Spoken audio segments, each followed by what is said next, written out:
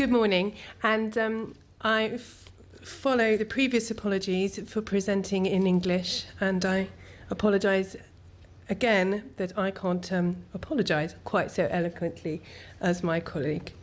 Very pleased to be here today to talk to you all about developing awareness and training for accessibility, and what I'm talking about this morning is specific to the publishing industry, but I very much hope that you will be able to take something back to your own areas of expertise. So a little bit about us. I work currently for an organisation called Editeur. We are an international standards body who coordinate the development of standards for the standards infrastructure for electronic commerce in the book, e-book and serial sectors. And as an acknowledged leader in global standards for the exchange of bibliographic information and of e-commerce messages in the book and journal supply chains, Editeur is now engaged in shaping key national and international projects. Now, I myself did work in publishing for many years, and quite correctly, I was the production director at HarperCollins in the UK for 10 years. And I hope that many of the issues that face our industry today are issues that I myself have personally experienced, both internally and as part of the larger publishing supply chain.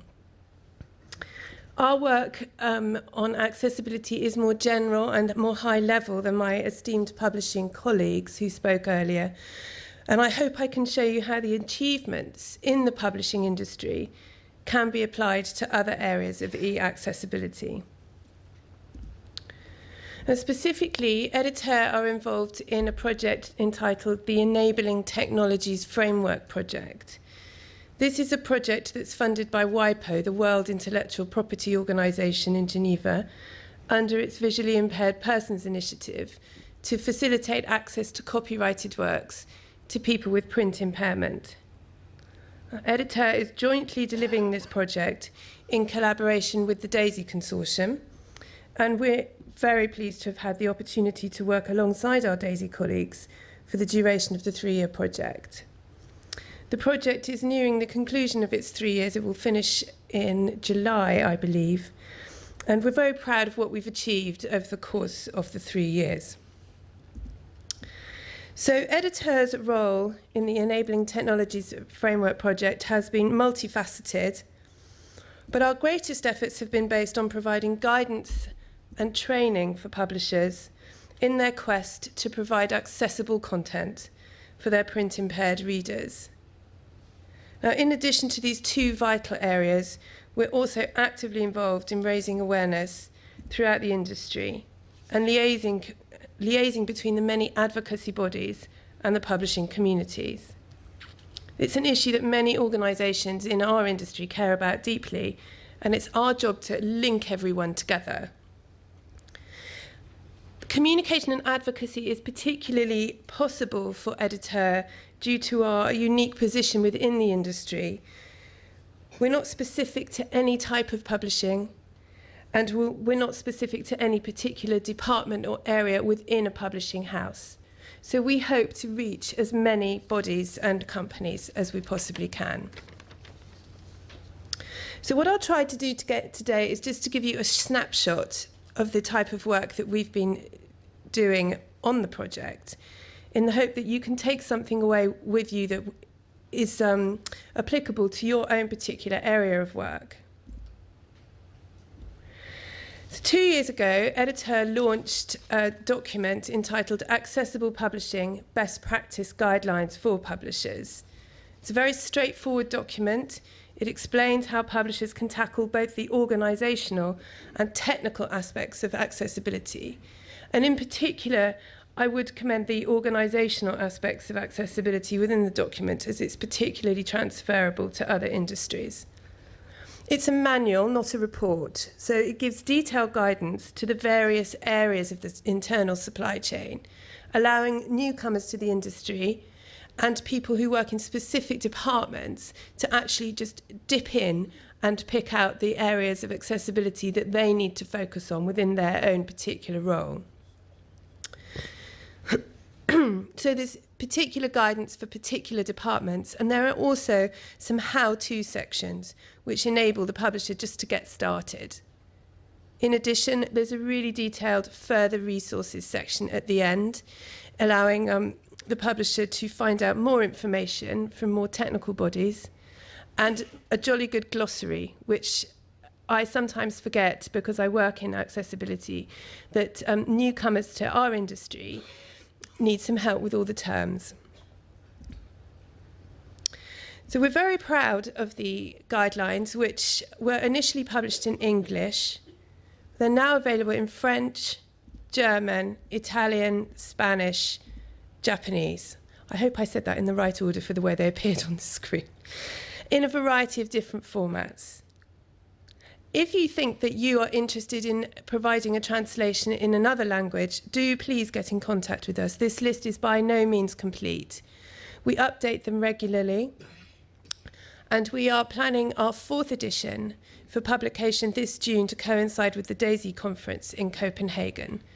So not only might you be interested in providing another language translation, but if upon reading them you think that we could improve them, or in fact if areas of change have developed, do please get in contact, because I'd be delighted to include any of your thoughts.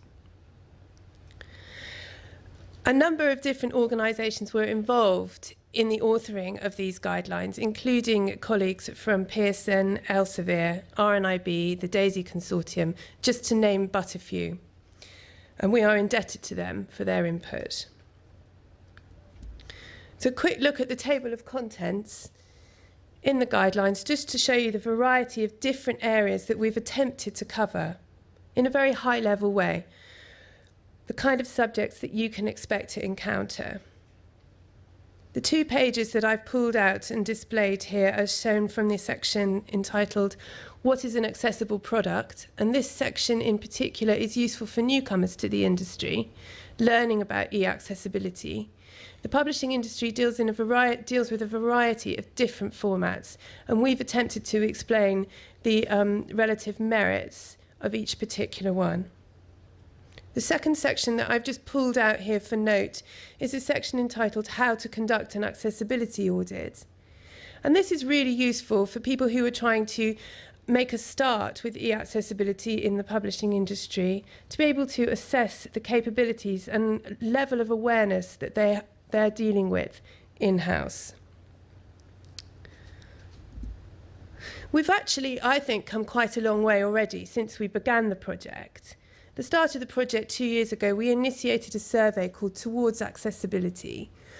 We really needed to get a feel for where different areas of the industry had reached with the challenge of eAccessibility.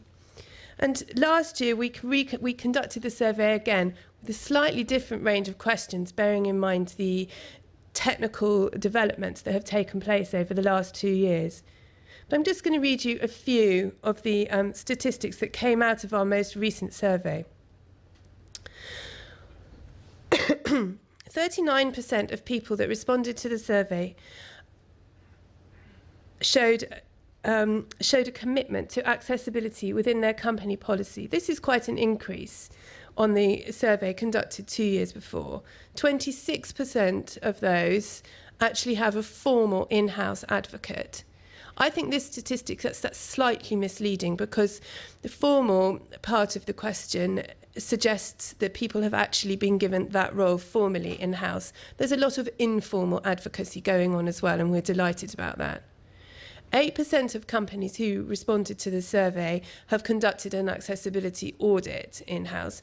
And this isn't quite as disappointing a result as you might think, because the fact that any publishing companies are actually auditing themselves is a fairly new phenomenon. So we're looking forward to seeing an increase in that statistic. 46% of companies who responded said that they now include navigational and structural devices within their e-publishing packages. 79% of respondents produce EPUB files. That is quite an increase from 2 years previously. And 87% of those 79 are considering a move to EPUB 3. The statistics that we collected in this survey are more detailed than this.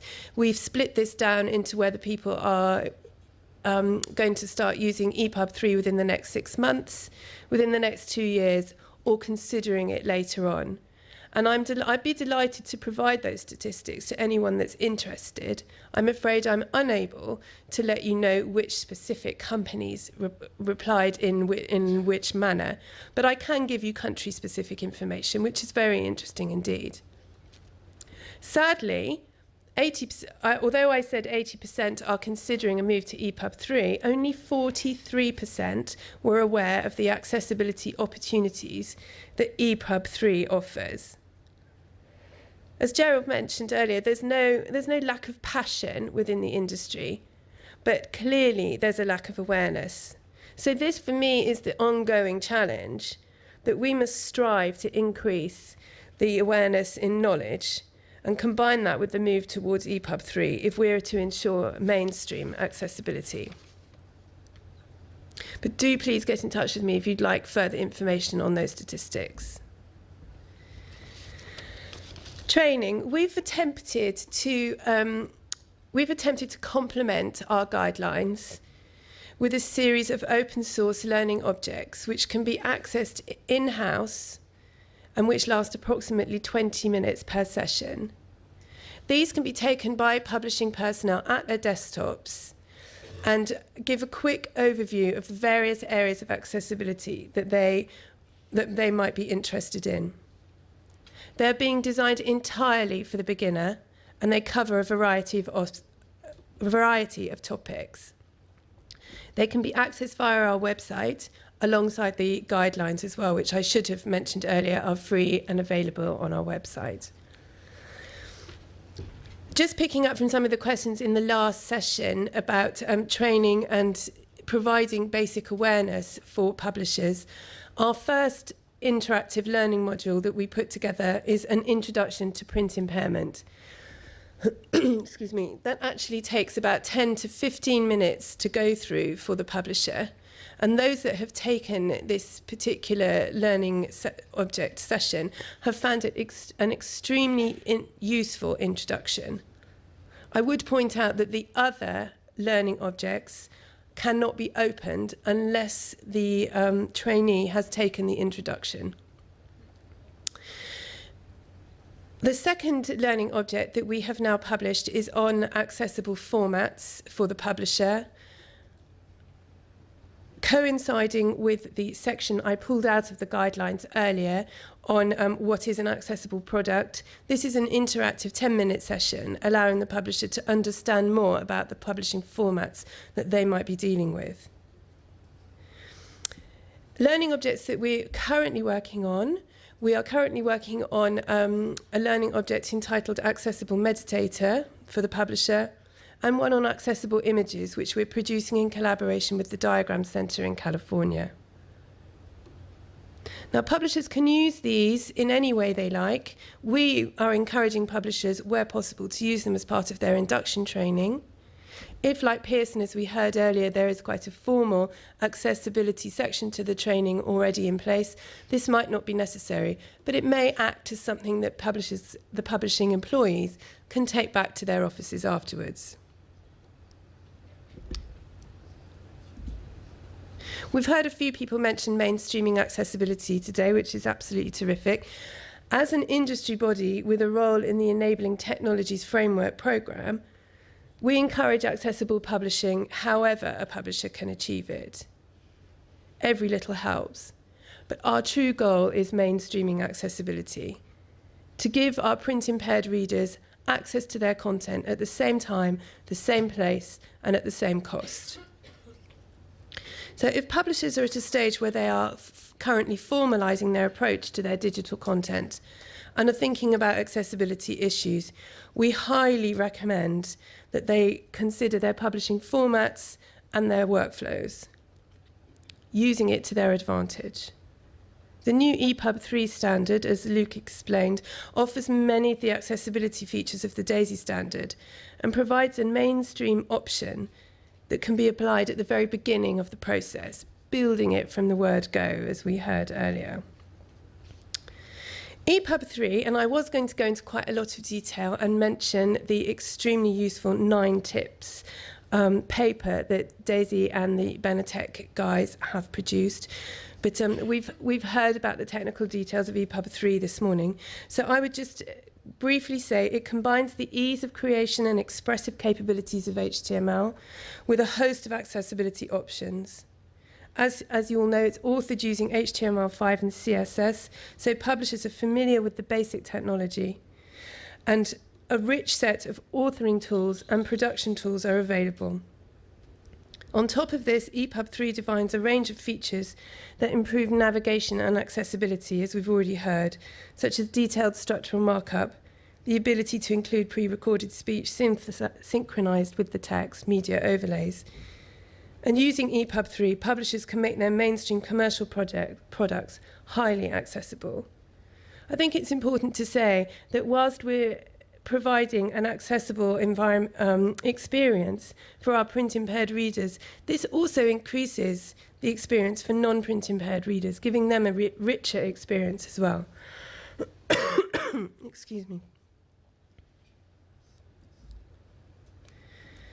Also mentioned, and I think advertised in your literature, is the publication Accessible EPUB 3 by O'Reilly, authored by Matt Garish, who is an employee at O'Reilly and previously at CNIB. Thank you very much. I do apologise, everyone, for my croaky voice.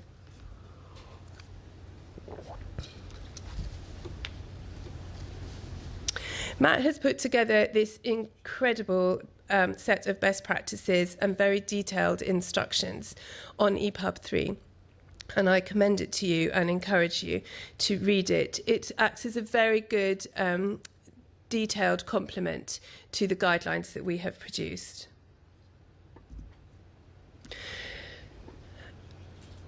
There's a lot of discussion about technology and taking on the formats, publishing formats that are coming up, EPUB 3 in particular. But there are certain things that the publishing industry can do right now to improve their accessibility straight away.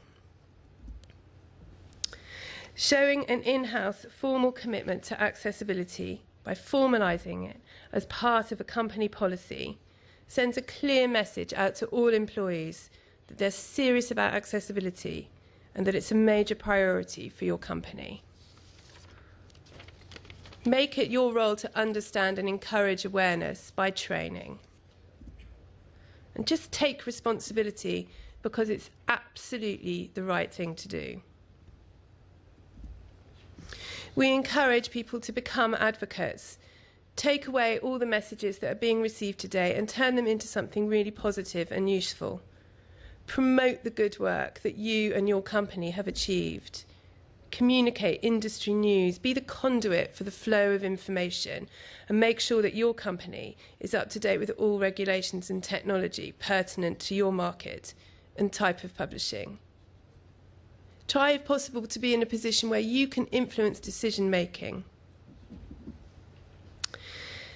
And thirdly, make use of available metadata for your e-content to describe the accessible features of your product. To be honest, if you don't do this, it makes discovery and promotion of your accessible products extremely difficult. Now, Editor, as part of the Enabling Technologies Framework project, under the auspices of WIPO's Vision IP vision, have developed a series of 14 codes within the Onyx for Books metadata standard that we maintain.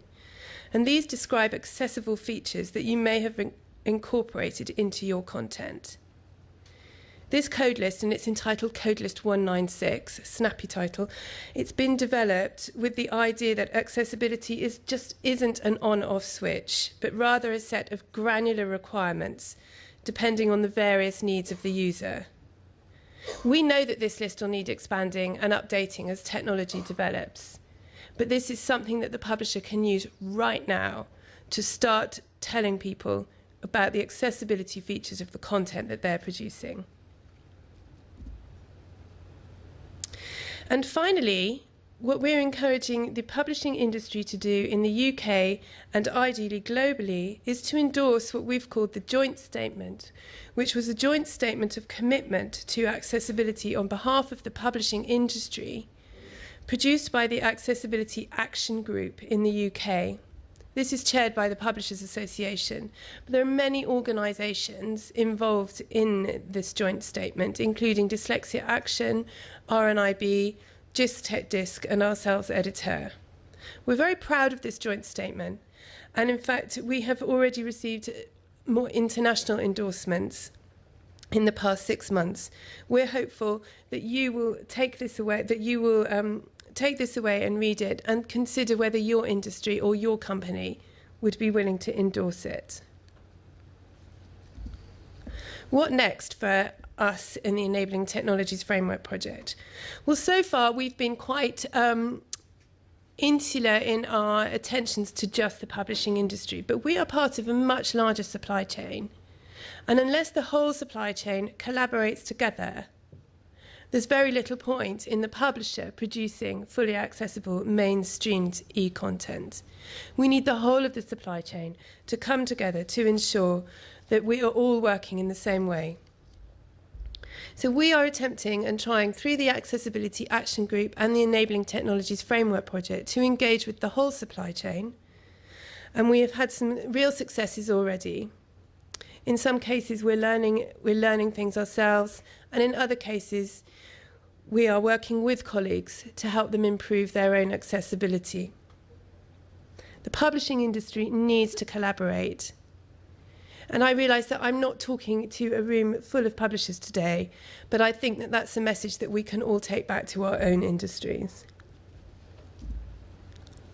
These are our contact details. I'd be really pleased to talk to anyone at greater length about the work that we have done and the work that we might be able to do together. Many thanks.